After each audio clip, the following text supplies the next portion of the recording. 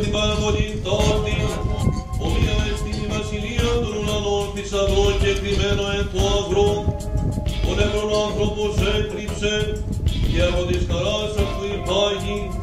και πάντα όσα έχει πονεί και αγοράζει τον αγρόν εκείνον. Παραβολήν τόρτη, ομοία εστιν η βασιλεία των ουρανών θησαυρών και κρυμμένο εν το αγρό, ο νευρών άνθρωπος έτριψε και από της χαράς αυτού υπάγει και πάντα όσα έχει πονεί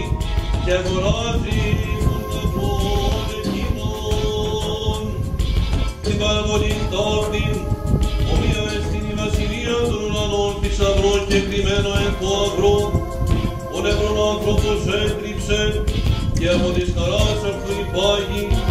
και πάντα όσα έχει πονεί και αγοράζει